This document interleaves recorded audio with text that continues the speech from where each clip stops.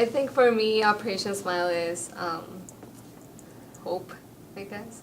Hope because when that's the reaction I've gotten. People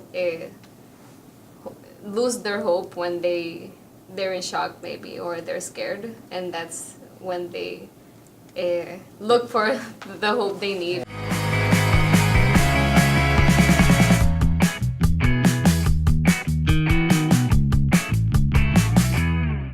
My name is Flex. I'm the patient coordinator from Madagascar. Hi, I'm Lissel. I'm the patient and project coordinator for Honduras. So what's the most rewarding or the thing you love the most of your work? Actually, I love my work. I love my job, but especially when you're talking about helping people, like what we do for person, we give free surgery, free care for people. So that's really I like about my job. So tell me, what is your role exactly with the organization? So for me, it's divided in two parts. I'm the patient coordinator that's usually in missions or in the center, and I'm also a project coordinator, which means patient advocacy programs and nutrition programs. So it's like both together, but they lead to the same thing. And I think one of the things that I love the most is it's not only like the surgery, which is super important, but you also see like the change in the children. Like you see them grow, you see them like first they are shy, and then with all the therapy and all the work we do with them, they change completely, like to totally different kids and totally happy kids. So I think that's a happy part of our work. So what you go out like with the patient advocates, right? Like on tour and everything?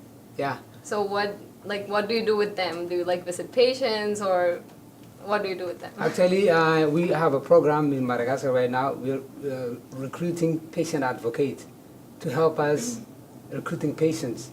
Like when I go out, then I go with them and we trying to find patients to identify which patient need the surgery that we're providing. So we go in each, because they are all from each regions in Madagascar. So we try to find like another contact. So those patient advocates, when I go with them, I introduce them to the doctor or the local contact, so they can work.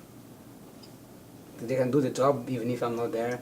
So Okay. just to make them involved about the recruitment and telling them about what's Because supposed for to me, be. I have like crazy adventures with them at least.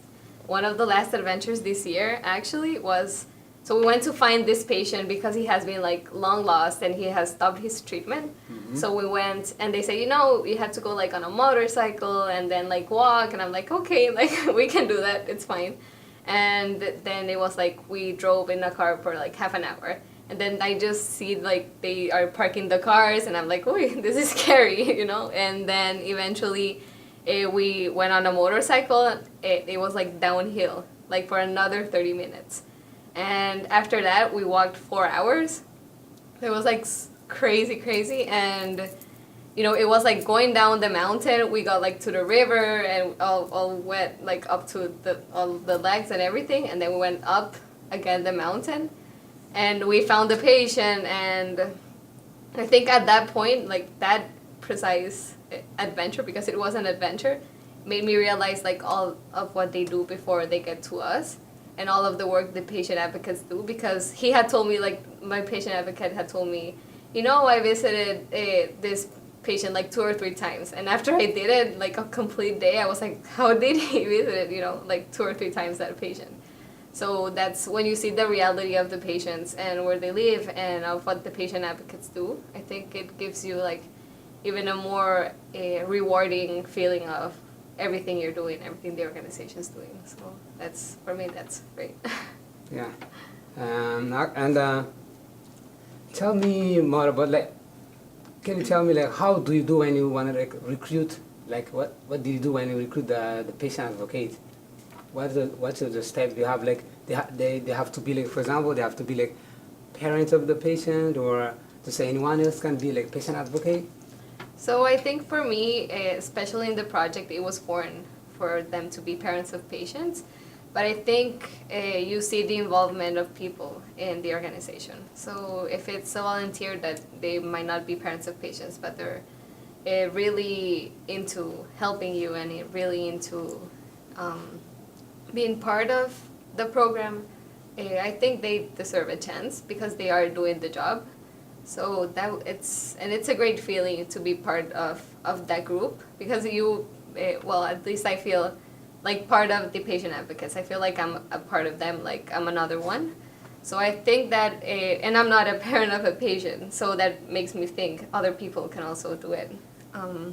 Yeah, like actually, like, when in Madagascar, when we talking about patient advocates, so far, and I think it's a kind of like things that has been working. Like we want the patient advocate to be the parent of the patient. Why? Because they are the one who they have been to the station before, so it's going to be easy for them to explain to the patient, to convince like what happened to us, especially like explain like during the surgery. Or so for us, then we always want like patient advocate as a parent of the patient. I understand why. Yeah. So what do you think, for example, for me, Operation Smile in Honduras at least, I can see so many cases and so many different cases. And I think like the work Operation Smile in Honduras does, it's incredible because you give them that to all the patients that like trust and a warm feeling to them, that they feel part of you and they can call you, what you were saying, they can call you and they feel like you're part of their family maybe. So for me, I think Operation Smile has been like a great blessing to Honduras. They have worked on, helped so many kids, and we're still working on helping even more. Like the whole treatment is super important for us. Not only the surgery, but so they can be socially included in the country. So I don't know, in Madagascar, what do you think Operation Smile has done? Actually, OPSMA, has been doing a lot of things to Madagascar people. Let's just give you like a little background. We started in 2007 with Operation Smile in Madagascar, and so far we have been treating many patients, and those patients, they keep trusting us and keep coming back because we have been trying to provide the best care that we can do. So the patients, they come, and as I say, like most of the time, that's why when I talk one day, I do the presentation, I talk to my team and I say, the reason why we need to make sure when the patient get to one place is, for example, at the village, you need to make them understand, like, we are here for you, we are here to support you, so whatever will happen during your stay at the village, feel free to talk to us. So in the back of that, the patient, they trust, when you're talking about a person in Madagascar, when they have a cleft, and the patient, they don't want to go to another organization. If they hear, like, there is one mission going, like right now, for example, there is a mission at the NGO, and right here, OPSMA, the patient will go to OPSMA because the best care the OPSMA have been providing is like really satisfying. And I want to ask you, like, as a patient coordinator, what kind of challenge you face, like, let's say, like, preparing a mission? Can you say me something that you have, like, challenging you face when you prepare a mission? Yeah, I think like the most challenging part, especially when you're not, you haven't done so many missions maybe in a site or with other people, other volunteers or whatever. It's that it's always changing. Like, for example, the medical team and that, but that's the unique part of the organization. It always brings you a challenge, but it's always brings you that you have to come through with it, and it's amazing because you meet so many incredible people. And also the patients, there's always new patients, new adventures with them, because it's always an adventure with them, a great adventure with them. So I think it's challenging, but at the same time, like, in a good way, because it brings you, like, you improve your skills, you have new ways of thinking how to do some projects or new projects you can make. So I think that's part of what I love about it, that it's challenging, but it also, you have to come up with something. So it has to be, you have to end it in a positive way always. So I think that's great to have those challenges that come with Yeah. it. So I want to like ask exactly because how it works in Honduras. Like let's say for example, when you need to find a patient shelter, is that easy? And when you need like, do you have like a place or is booked for you, or do you need to move to a new place every mission, or do you have one place as a patient shelter? And second, do you have like, how do you do when you need to find the mattresses, for example? Do you have like, it's easy for you to find the things, like people can provide it easily, or is that hard, like every mission, or? Okay, so I think you always have to adapt to the sites because we have 5 sites. So we do the preparation like months before. So when it's like the shelter, you just have to make sure you find an open space for the patients and to make sure you get the best for them. And in every logistic that you have to make for them, for the mission, I think I always think about it, and I always, when people, well, when students or when families or somebody donates food, I always try to make them understand, it's something, for example, if I would eat it, you would eat it. Or somewhere you want to sleep, do you want to sleep like in that mattress? Will you give it to me, or will you sleep on it? So I think it's always, you have to make people understand the way we want patients to be treated. We love, for example, that patients can have like a playground, or they can have fun at the shelter, they can color, they can have activities. And because we want to make them feel like at home, I think it's one of the most important parts in Honduras for the logistics, and I think in any place that Operation Smile works with, treating the patient as it was like they were your own family. So I think that's great of Operation Smile, the challenges it brings, but the overcome you can make. And I don't know for you, what does Operation Smile, how do you think Operation Smile works? Actually, go back to like when you talk about the village, like when you're talking about the preparation of the mission, because there's a lot of steps, for us as a patient coordinator, there's lots of things we need to make sure before the mission is happening, because we are hosting patients, right?